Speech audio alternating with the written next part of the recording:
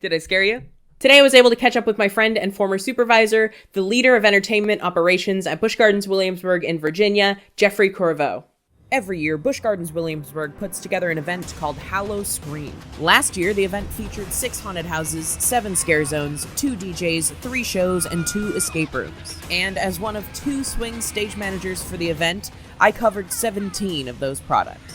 In case you can't tell, I love Halloween, and Jeff and I talked about exactly what it takes to put on such a big Halloween event every single year. And make sure you stick around till the end of the video because Jeff and I talk about exactly what kind of qualities it takes to be a successful theme park stage manager. My name is Kent, and this is your half-hour call.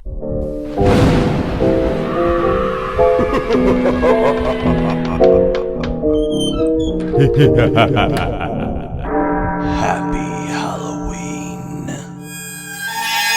If this is your first time here, welcome. My name is Kent, and this is Half Hour Call. Half Hour Call is dedicated to shining the spotlight on technical theater, so make sure you subscribe and hit that notification bell so you never miss another how-to video, interview with industry leaders like you are watching right now, or general theater update. Well, that's enough about me, so let's go ahead and dive into that interview. So thank you so much for being here today with me, Jeff. I figured since we're celebrating spooky season a little bit differently, it would be kind of fun to get to talk to some of the folks that make spooky season happen in years that are a little bit more traditional than 2020. The first thing I would love to ask you, what is your specific role or experience at Busch Gardens Williamsburg, and in what ways are you involved in the park's Halloween events? I serve as entertainment operations leader, and the way I'm involved is it's everything operational for the park. So 2 things. Is the shows as well as the event side. So shows make sense, and the event side is everything that is like scare actors in the streets or the mazes, as they call them, things like that throughout the park. Can you kind of translate that into a position in a regional theater? Like what would that be, like the production manager or more of a general manager or a company manager or a little bit of everything? It is a little bit of everything, actually. And it's funny, our stage managers are a little bit of everything too. Like that of a stage manager, it's keeping up the quality of what's happening. From the company manager side, there's a lot of human resource aspect of it that I deal with. It's everything from making sure things run smoothly to dealing with any kind of conflicts that might occur, as well as keeping up with the quality for which things are happening, the safety in which things are happening, the interaction with guests, any guest concerns that may come of these things. As well as coordinating with the rest of the park as far as the interaction between our team and all the other teams of the park. It's going into it was a much different endeavor than anything I'd ever dealt in the regional theater world. So everything, in other words. It makes for a great, wonderful turn of events every day of your life. So how did you get this position? What was your work and education background? And had you had any history with Busch Gardens before this? Yes, I did have experience with Busch Gardens before this. Before I took this position, I had worked for them for about 7 weeks as a stage manager for a show. And then the position opened, I interviewed, and 2 weeks later was offered the position. So I had been in the stage manager position for roughly 2.5 months. Prior to that, there was also 25 years of professional experience. I've dealt with national tours. I've dealt with national events on dealing with people everywhere from 50 people to 20,000 guests at an event. I've dealt with production management. I've dealt with professional stage management, all the way down from the professional world of New York, all the way down to regional theater, including some work with community theater, which has paid off much more than I ever expected. Not realizing at the time, a lot of the jobs I had are operations-based. And you don't think of stage management that way. I didn't think of, the community outreach person at the opera as that kind of person. But it's all actually operations-based. And even now when people say, I'm working on my resume to work in the normal world, I'm like focused on the operations stuff. You start using words like scheduled. Supervised is the word, because no one knows what a stage manager is outside those of us in the theatrical world. Area supervisor, I recently had to say to somebody, and also like, oh, okay, I get that. And that's kind of exactly what that is. As far as my education goes, before I went to college, I was actually slated to major in genetics and veterinary medicine, which is something Kent didn't know. I did not. And Rhode Island has a very intensive science program. And then I did a show. I literally got bit by the bug. So I went to college for theater. I told my parents I was going to college for communications, TV and radio, with the hopes that they wouldn't fight back, and they didn't. So for the first 2 years that they paid for college, they thought I was majoring in television and radio, and my dad referred to it as majoring in unemployment. They at least knew at least it wasn't, I was in the sciences, but this whole time was doing whatever. So, and then after that, I didn't know what I wanted to do after graduating college, undergrad. So I got a Master of Arts in Theater History and Criticism, and from that decided directing was where I was going, went on to my MFA from there. And that's kind of where things ended up. And second, I started grad school when I started doing actual professional work, more so. And I did a lot of it while I was in grad school. I'm sure a lot of folks that in March when they started filing for unemployment potentially for the first time, they wish they had that majoring in unemployment. Right. Yeah, see, that's what it was. It is incredibly complicated. Yeah, I'll tell you, filing for unemployment might require a master's in its own. So what are some of the challenges that you faced when putting together or maintaining and operating a Halloween event at a theme park? I think one of the most difficult is the repetition for the performers. In this kind of thing, though we are only running for 6 to 7 weeks, with the scare actors, it's back to back to back, scare, is making sure that the repetition is not numbing to them, because it affects safety, it affects guest safety, it affects guest interaction, it affects whether or not the event is just downright boring. I can't imagine, screaming at the top of my lungs to scare people for 6 hours straight. And it works the same thing on the show side as well, because, they're doing 6 shows a day. So before you know it, even at the end of just a weekend, you've done 18 shows. So you've done twice as many shows than you're asked to do in the professional world. The shows are shorter, yes, but it's still a lot. It's still trying to give 100% for everything. And I always tell people, you give 100% for the day, you can't give 100% every time you perform. I think the biggest thing for me was realizing that if you actually take the amount of time you have to take in the training process, those 2 weeks of rehearsal, you can resolve a lot of incidents that may occur. So I think that's the biggest thing. So dealing with safety, how to deal with things. Once I knew the types of incidents they were dealing with, it was easy to meet with the groups and say, in this location, you deal with a lot of this. An area might be a lot more tripping or things like that because it's super, super dark, like one location in the park. So we look for those types of things. I also look for cases of individuals who maybe have lots of run-ins with things, to say that not that they're not a good performer, but maybe they belong in a different location. I do the same thing with performers in general, though. I look at them and say, okay, they have a known knee injury, so maybe a show where they're constantly jumping off a 6-foot platform is not the place for them. Maybe the show over there where everything is just dance. And that seems to resolve a lot of it. The rest of it is making sure you travel around constantly, checking in on things, and noticing them and fixing them immediately then. More importantly, we spend a lot of time hiring.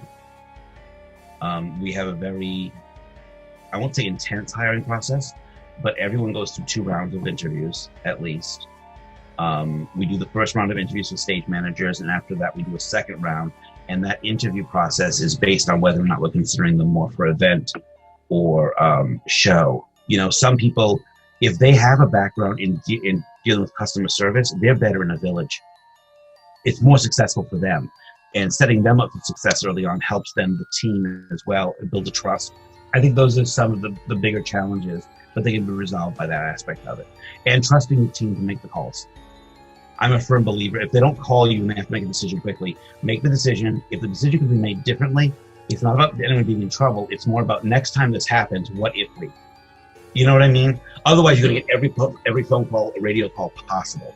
I don't think people realize this in a theme park setting, where like a normal time of the year, a theme park may have 6 shows and maybe an event type thing happening somewhere. Like a themed event for 4 weeks, that type of thing. During Halloween, I employ, I want to say 17 stage managers, sometimes 19 because of the swings as well. So now you do that, now you do the trickle down from there. If everyone called you with every little thing, you would never be able to answer everything because other things come into play. You know, my favorite is the rain nights, you know, where the radio starts at 6 o'clock and you just pray for midnight. You know, you grab the bull by this. It's like going on a roller coaster. The hill starts and you're like, this is it. We're done. But on the flip side of that, what is your favorite part about Halloween specifically that you really love? The casts? Yeah. Mm-hmm. I can say straight out that I love the casts. I don't get to see show casts as much because the event side of things takes so much focus. I may not remember everyone's name because I might meet you once, and the next time I see you, you're in some huge clown makeup. So I don't always recognize you, you know, or you've got these scars all over your face, and I'm like, I think it's one of 10 people. So I kind of know people by village, but when I see you and know that aspect, I can pretty much tell you at least one thing about every team member that works for me. Sometimes I remember you not for good reasons, sometimes for wonderful reasons. Sometimes we had a discussion of something weird in common. If you can turn around and say, you know, you were sick yesterday, how are you feeling? Or, you hurt yourself last weekend, how's your ankle? Just even something like that, asking them how they're feeling as opposed to them, you know, I think everyone assumes they're getting in trouble. So I think getting to know the team members for me is a great experience. I don't get to see the joy of the performers of the guests being scared. I don't get to see that as much. Every now and then I'll see something that's incredibly funny, but I don't see that as much as other times of the year. I get to sit back and watch that guest experience happen. So in what ways does your position interact with stage managers, and what can stage managers do to kind of enhance that collaboration and make it as good of a working relationship as possible? They interact in every way possible. The best way they can make the collaboration best is making sure that they're detailed, that there's detail on the reports at the end of the night. And the reason being is that I'm not there every shift. The supervisors that work for me, that the stage manager bring to, aren't there for every shift. To me, the reports, though they're not officially a legal document, they are also a legal document. I think it's being there for people and understanding what they have to go through. I think also for them, the collaboration of it sometimes is this: when they have to address a team member issue, sometimes they need more than themselves there. I would rather someone come to my office and vent. I don't care what words they use. I don't care how they word it. I don't think any of it's offensive. I've had some times where people later on are like, why were they yelling at you? I'm like, it wasn't directed at me. It's just been one of those nights. Speaking of the collaboration and everything, what qualities would make someone a good fit for your position specifically, or similar positions at other theme parks? Because I'm sure you're not interested in someone replacing you just now. Right. But then also, just as a stage manager for a theme park, to someone that you would work with. Well, on the show side, we look at people who have maybe had a variety of backgrounds in shows. For me, it's been helpful to have a little bit of a technical background, though it's kept up to speed in some of the technology as what we use now. I think I have a background in company management. The world of tours, which gives you that feeling of you're kind of alone sometimes on an island. I think it's the all-encompassing aspect. If you have been just a stage manager for my position, I don't think it's great. I think you need the office side of things, the administrative side. Have you dealt with budgets? Have you dealt with human resource issues? You know, general little conversations you have with cast members is not the same as the HR issues that I deal with. I have never been in place with like the HR issues I deal with because they're so unusual. You know, you don't work someplace where the customer punched you in the face. Those aren't normal things. And in my world, that's like 10 a night. Okay, here's the best thing. You have to have the ability to step outside of yourself and look at things so outside of the situation where I'm not on anyone's side. I don't think anyone's guilty at the time. I need the information. I need to step outside of things. And sometimes that requires that even I have to admit sometimes I'm not the best person to deal with that issue. You also have to be willing to admit your own faults. I actually work with an entire team of people. When I first started, they looked at me and said, I can't say that, but I met with everyone that worked for me and I said, if I'm ever being an idiot, just look at me and say, if you're being an idiot, it's really okay. I'm not offended because like you may be my 50th issue and I've been here 4 hours today. And eventually you just might be that straw that breaks the camel's back. More so than multitasking, you have to be able to think fast because you sometimes need a solution, an answer quick, and moving on to the next thing. And I'm sure you've heard it too, because you may call and ask me for something, and I'll say, well, just do this, and this. Like, I don't understand why I'm having this question, because what's happening in the background is I'm dealing with this other issue that I don't know, someone tried to light something on fire. I don't know, we've had, you've got this issue at this location. I've got a pyro issue over here. What would you recommend as a good first step for someone that's interested in being like on track to get to this kind of position, this kind of upper management in a theme park? I think coming from stage management is a great way to go. But what I do think is that stage management, I think, helps really build and hone interpersonal skills. What I love about the theme park industry and things like that is they do a lot of promoting from within. And I think that is an incredible thing for a company.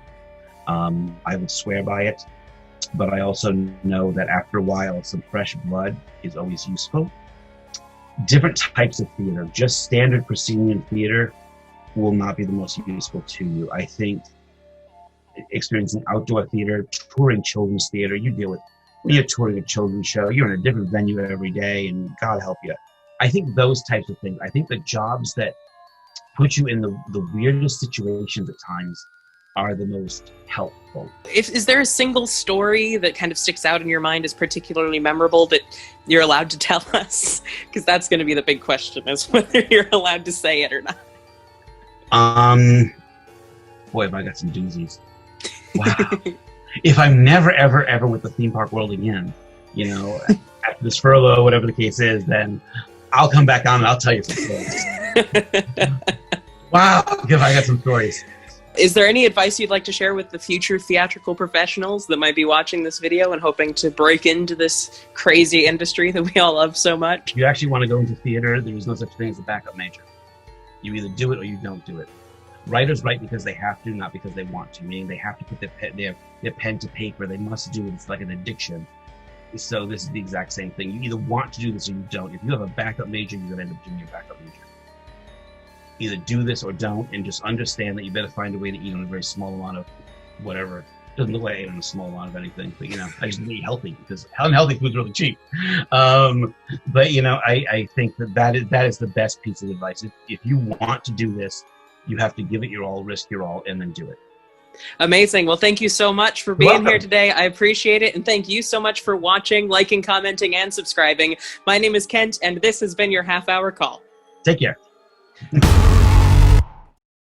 This snazzy feathered production assistant, as well as other cool stage management merchandise, is now available at kentjamescollins.com/store. Link in the description below.